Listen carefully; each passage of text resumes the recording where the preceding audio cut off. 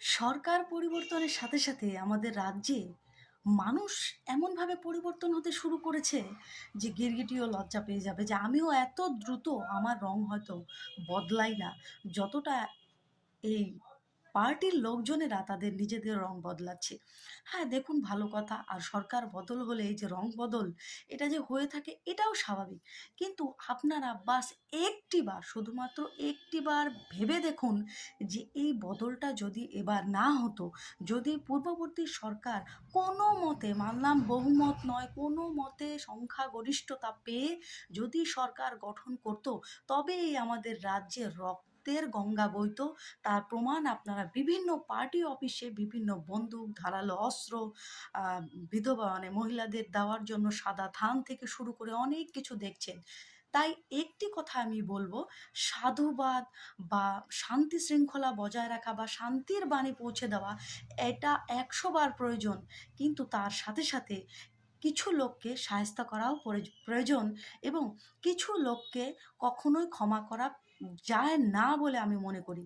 দেখুন এই যে ঋজু দত্ত, এই মানুষটিকে আপনারা মনে করেন ক্ষমা করা যায়? আমি ব্যক্তিগতভাবে মনে করি একে ক্ষমা করা যায় না। কেন ক্ষমা করা যায় না? আজকে যদি এরা জিততো, যে কোনোভাবে যদি এরা জিততো, তবে এই লোকটি, যে লোকটি ভোটের আগে মানুষের বাড়ি গিয়ে গিয়ে মানুষকে থ্রেট দিয়েছে, তাদের যে অধিকার, তাদের যে ভোটাধিকার, তা সেটা থেকে তাদেরকে বঞ্চিত করার চেষ্টা করেছে।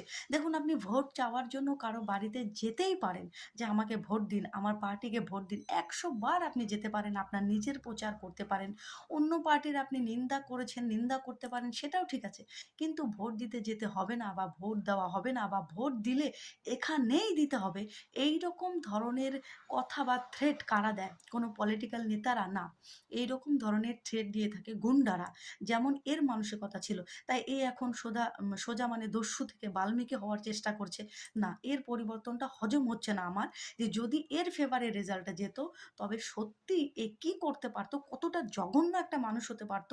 আজকে ক্যামেরার সামনে এসে ২-৪ টে ভিডিও করে নিজেকে বিশাল সাধু ভাবে প্রকাশ করছে। সেটা হজম হচ্ছে না। হ্যাঁ, চাইছি না একে কোনো রকমের পার্সোনাল, এর পরিবারে বা একে কোনো অ্যাটাক করা, ক্ষতি করা, না সেসব চাইছি না। কিন্তু এ যে ভুলটা বদলেছে, একে সাধু ভেবে ক্ষমা করে দেওয়াটাও আমি চাইছি না। আর উল্টো দিকে আরেকটা আছে আমাদের বাংলার যুবরাজ, সে সে তো আপনারা জানেনই। তাকে তো কখনোই ক্ষমা করা যায় না। আর আমি মনে করি যে সরকারটা পরিবর্তন হলোই তার জন্য। কারণ তার এই হুমকি-চুমকি আর এই গুন্ডারাজ, আর ৪ তারিখের পর ৪ তারিখের পর যাতে বিজেপির ঝান্ডা ধরার কোনো লোক না থাকে। আরে কেন? সিপিএম যদি